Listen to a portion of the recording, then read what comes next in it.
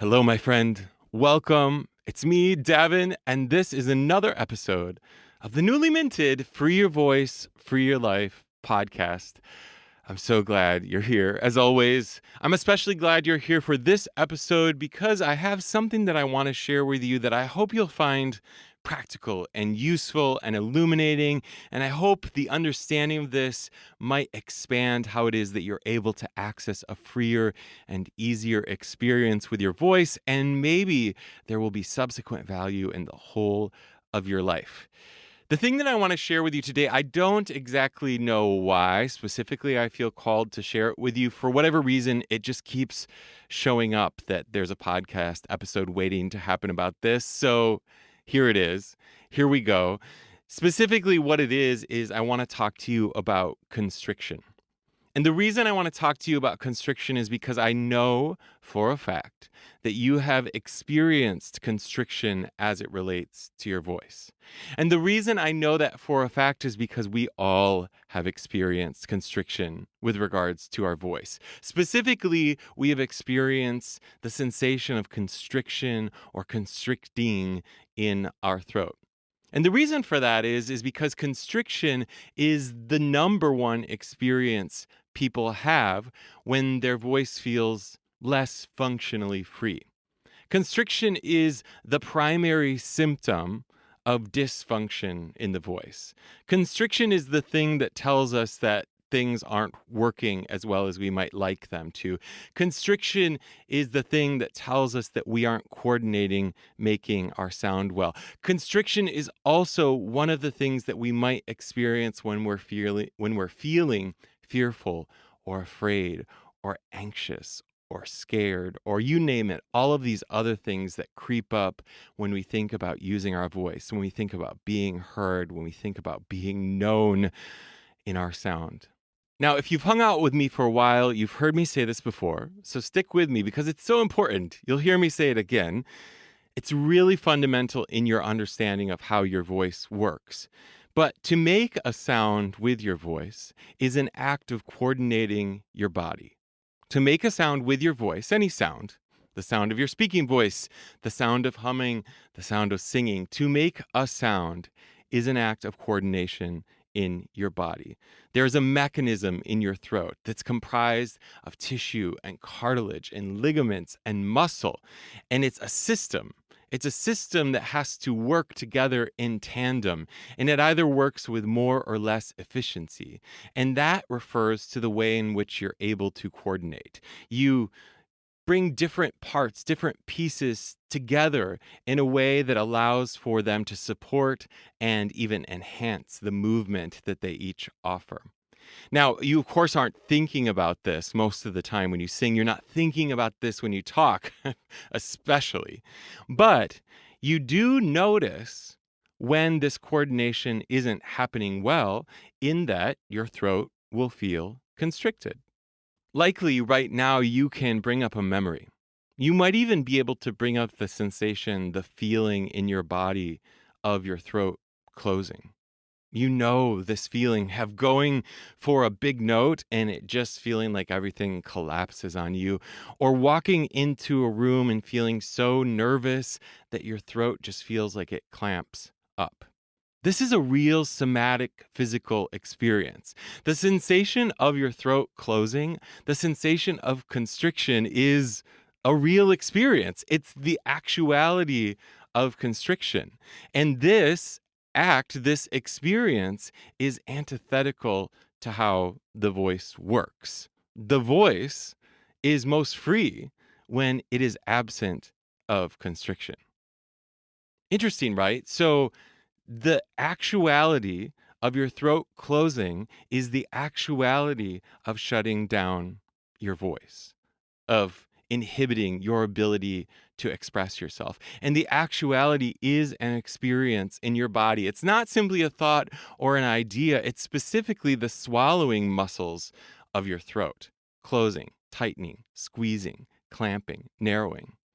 Now, just to define terms here a little bit, I want to be clear that constriction is different than contraction, and constriction is different than tension.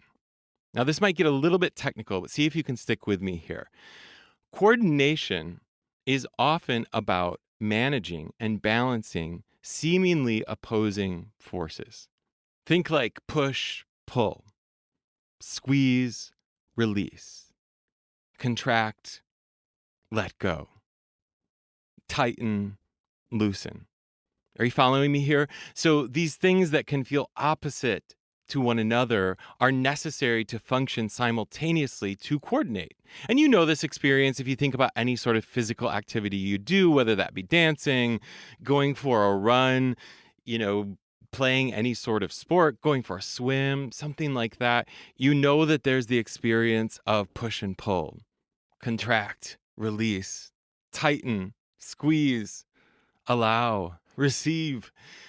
And you know that when you do that well, that you don't necessarily think about the specifics of those things. They just happen. Like if I swim and I'm swimming and it feels good in my body, I just swim. If I run and it feels good in my body and my body feels like it's working really well, I just run, and my mind allows me to let go of keeping track of any of that. Now, the thing that's a little bit confusing about your voice is that your voice is hidden. It's inside of your body. So to try to coordinate something that you can't see, that you have a difficult time being mindful of the specifics of, it's a particularly tricky task. It is not for the faint of heart. It requires a lot of focus and a lot of attention, and it requires a deep knowing, a deep ability to reflect within oneself very literally. So when I talk about it as coordination, and if it feels a little bit difficult to make that connection, that's why. It doesn't feel tangible. It doesn't feel external. It feels within, and to know requires us to be sensitive to two primary things: how the sound feels when we make it, what's the experience of how it feels in our body, and what we hear when we make it. We have to keep track of both of those things to understand how it is that we're coordinating making the sound. Now, truth be told, it's difficult to keep track of both of those things. And there's a chance that you have an area that you feel more attentive to. So you might feel more attentive to how the sound sounds, or you might feel like it's easier to focus your attention on how it feels when you make the sound. But ultimately, we're striving toward, over a long period of time, an awareness of a balance of both of those things that then alerts us to how it is that we're able to coordinate the sound in our body. Now, one other thing to know about this is to become more coordinated means to bring these seemingly opposing forces back into balance. So push versus pull, right?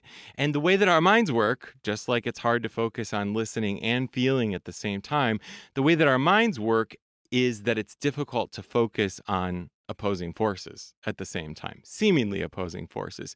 So depending on where you are in your journey, you might need to singularly focus on adding more energy to the sound, adding more tension in this case, or more commonly, you might need to focus on release, on relax, on letting go. But neither of those things are singularly the answer to how it is your voice works. Your voice is always a combination of the two. To make a sound is to combine these forces. It is the yin and the yang of your body. You can't be just relaxation. You can't be a limp noodle and sing well, and you can't be a ball of tension and sing well either. You have to be able to do something of both at once. Okay, so I promise this is all leading us back to constriction, but before it does, I wanted to define contraction, because a lot of times I think that we conversationally think of contraction as sort of a negative thing, and we can conflate constriction and contraction. We can also conflate tension and constriction, and tension and contraction. And they share parts, but they aren't the same. So there are many, many different types of contraction. Most often when we think of contraction as it relates to your body and the musculature, we're thinking of a shortening of the muscle, a tightening of the muscle and shortening of the muscle. That's not exactly true. There are actually 4 different types of contraction, and I'm not going to explain all of them to you here. I'll just give you the terminology and you can look up more if you're interested in. But there's isometric, isotonic, eccentric, and concentric. In short, what that means is contraction can mean a shortening of the musculature or it can mean a lengthening of the musculature. All of that involves some level of tension. So tension is at the heart of contraction. The reason that this matters is in order to make your sound, in order to use your voice, in order to coordinate opposing forces, you have to engage tension. You have to engage tension. The act of singing is an act of tension. But that tension has to be in balance to release, to allowing, to receiving, to letting go, to expanding. And when it is, you will feel like you're coordinating your voice well in your body. And here's the thing, spoiler alert, when someone feels like they're coordinating their voice well, it doesn't feel like much of anything. It just feels free. It feels open. It feels expansive. It feels like it's in the flow. There's just this yummy balance with it all. So I just say all of that to explain that sometimes when we talk about the voice, we can feel like contraction or tension are the enemies of the voice, when in fact they are vital to the production of your sound as long as they are in balance with the whole of who it is that you are. You do not have to be a limp noodle to make a free sound. You do not have to just like be a bump on a log. You have to be energized and alive, and you have to be contracting at just the right pace in relationship to how it is that you're able to let go and to release and to stretch, etc., etc. Okay, so now back to constriction. To define constriction, we could say that constriction is like the narrowing or the closing down or the tightening or the squeezing of a space or around something. As it relates to your voice, we said earlier, this is specifically the narrowing, the tightening, the squeezing of your throat. And even more specifically, it is the act of the swallowing muscles in your throat tightening, narrowing, squeezing. Now, interestingly, inherent to constriction is contraction. Inherent to constriction is tension, tightness. So, why do we do that? Why does that happen? Well, mechanically speaking, it happens for one very simple reason. Your vocal cords aren't closing in an efficient way. The sound that you're trying to make with these 2 tiny pieces of tissue in your throat that we call your vocal cords or your vocal folds, they're not coming together with efficiency and ease. And so what happens is other muscles in your throat try to help support that closure. They try to protect the sound from not occurring how it is that your mind is telling it to occur. What's kind of crazy is it's not just the swallowing muscles of your throat. That tension can radiate outward. It can show up in the muscles in your neck. It can show up in your SEMs. It can show up in your jaw. It can show up in your tongue. It can show up in your shoulders. It can show up in your lower abdomen. It can even show up in your pelvic floor. The tension can radiate outward. Similarly, if you are fearful, if you are anxious, if you are upset, if you don't feel safe, if you are in an activated nervous system state, if you are in fight or flight mode, your throat might shut down as a means of protection.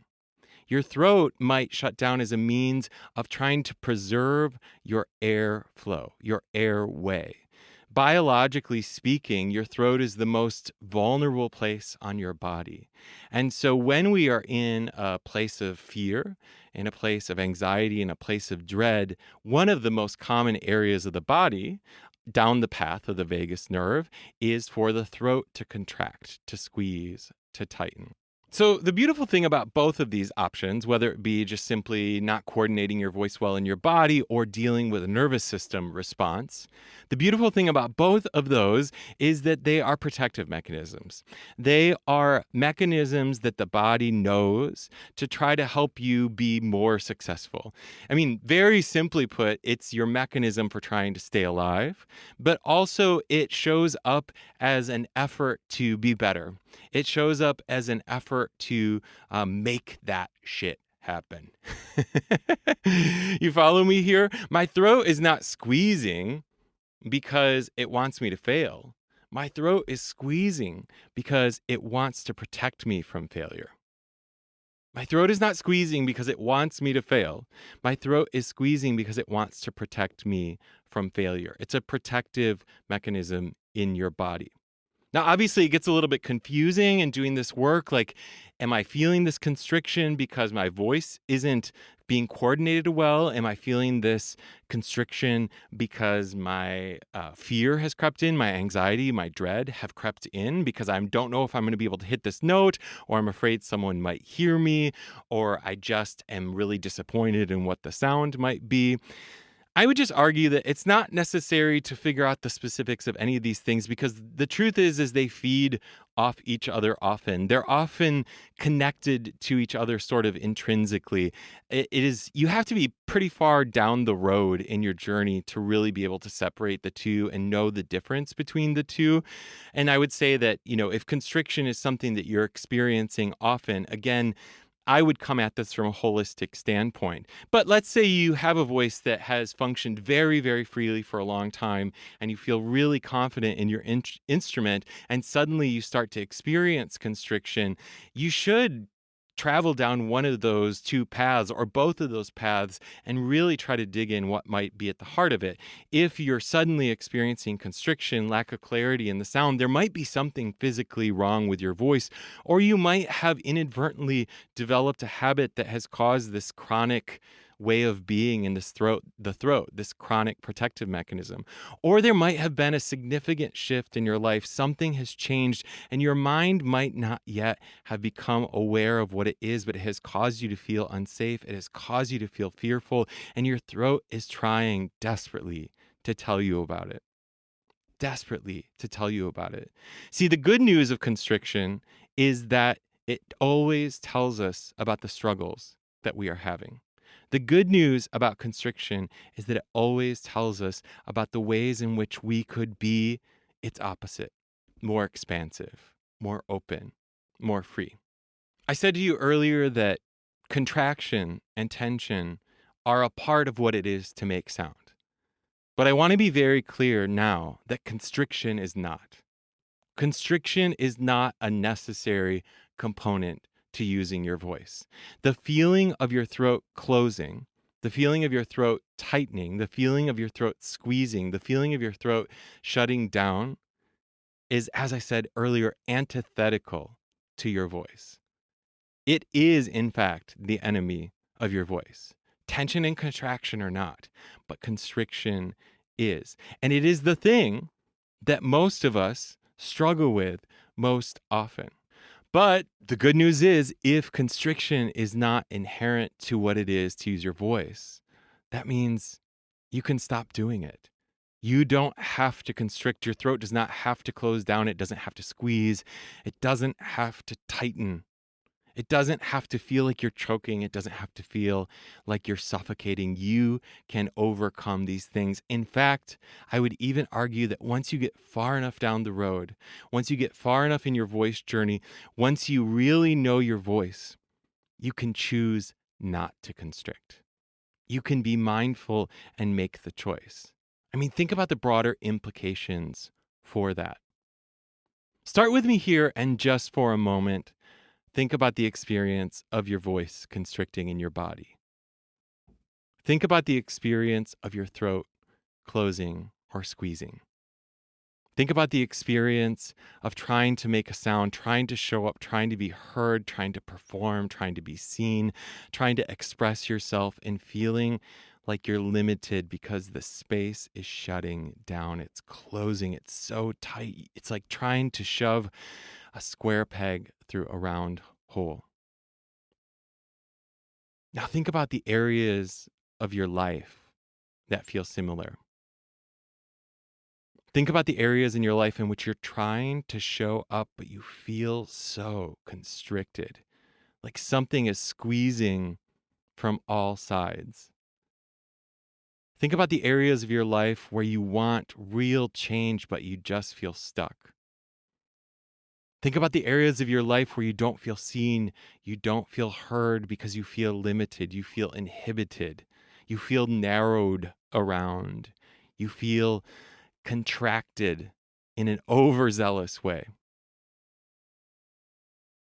Those sounds that you're not able to make, they are not dissimilar to these areas of your life that you're not able to show up in. And like I said, there's good news. You can move beyond this. There's a process for moving beyond this. And it starts by simply noticing that it's happening. You might have normalized constriction in your voice and in your life. And here's the thing I want you to know, because your body is so equipped to try to protect you, it might feel safer. You might feel physically and emotionally and psychologically convinced that it's safer to constrict, to tighten, to squeeze, to narrow. It's like you're really used to having a weighted blanket on you. You're really used to feeling heavy, and you're really used to feeling sort of the comfort of being squeezed from all angles. That feels like the safest mode. And the letting go of that might feel wild and scary. This is often the experience that people have with their voice. When we take them through an exercise, if I take you through an exercise and then suddenly you make a sound that feels more free, less constricted, less tight, while that will feel good, it will also feel disorienting. It will feel disconcerting. It might feel triggering. It might not feel safe because you've spent so many years hanging on to this experience, hanging on to the story of protection. It's important to know that your body always precedes the story that you've created in your mind. So this first step of awareness is so as to give you the opportunity to write a new story. Because in the past, your throat might have constricted and you might have just said, that's how it is. That's how it's always going to be. That's how it has to be. I guess maybe I won't ever be able to make sounds that are different. Look, so-and-so said I couldn't sing, and I guess that's true. Are you following me here? But then, if you have the capacity, if you have the awareness to go, my throat is squeezing. Isn't that interesting? Look, my body is showing up, trying to help me to make this sound. Look, I feel fearful. I'm worried that someone might hear me, and my throat is telling me all about that. So the next question is that true? Is that necessary? Is there an alternate path? Can I behave differently? Can I use my voice differently? Am I able to show up in a way that feels, for now, less constricted? The answer is always, always yes. It might be yes on a varied timeline, depending on where you are in your journey, but the answer is always yes. And that answer of yes is the direct path to freedom. It's the direct path to coordination. Because if you're able to alleviate some of that tension, and quite honestly, some of it you can just do by thinking about it. You can just say, hey, throat, I see you, I feel you. Could we just relax a little bit? Could we stop squeezing? Could we stop narrowing? That's the first way in. But from there are very, very strategic exercises. There are very, very specific models that will help alert you to what it is to make the sound with a more open throat, with more freedom, with more ease. So you have to notice the tension, notice the constriction. You have to get inquisitive about it. You have to be curious about it. And you have to know that the alternate option is only expansion. And that while your throat needs contraction and tension to make the sound, it doesn't need constriction. And the experience of coordinating your voice well is always expansive, is always open, is always more free.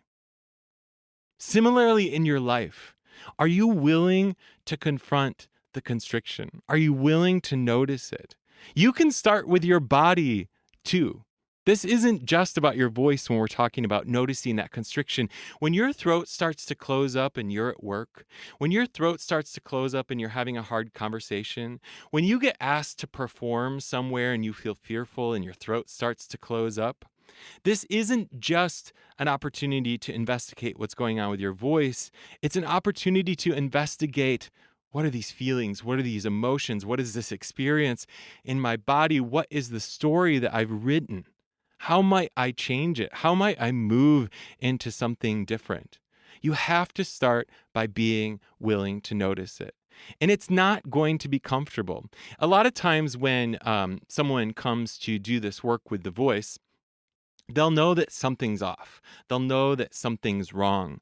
And if I tell them explicitly, you're experiencing constriction in your throat, you're experiencing the closing down of your throat, they may have never noticed that before. They may have never felt that specifically. Their mind may have never been alerted to that.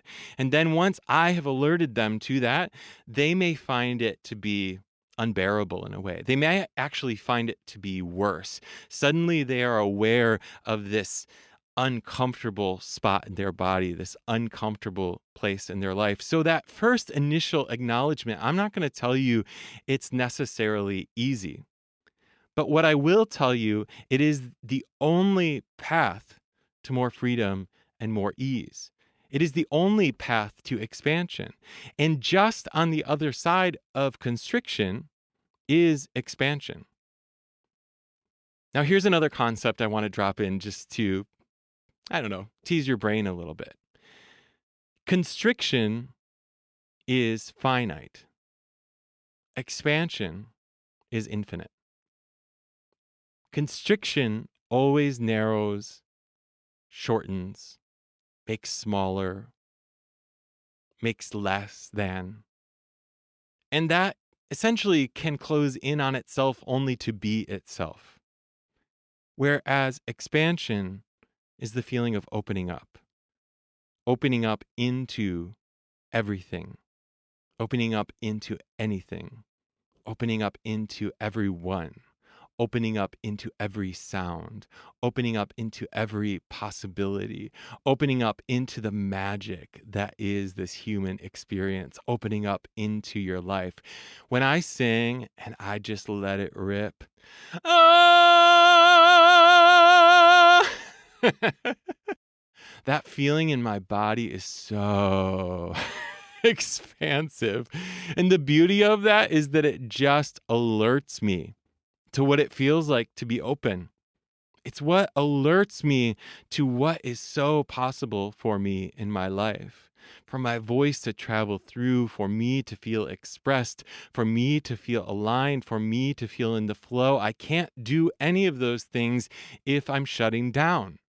I can't do any of those things if I'm constricting. Now, I can do all of those things with a balance of contraction.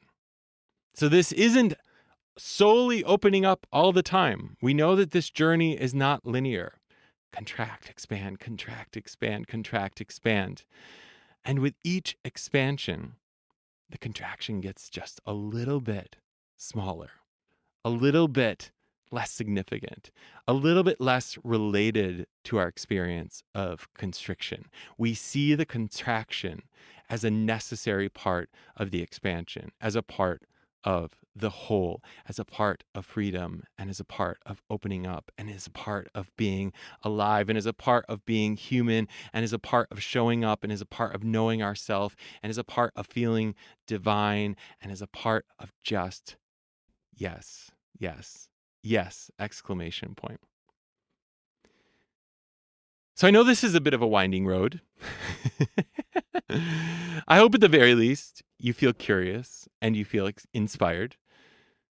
But just know that when your voice isn't working well in your body, and when you feel fearful, when you feel dread, when you feel anxiety, one of the primary ways in which you might experience that is the feeling of your throat, or the actuality, I should say, of your throat closing down.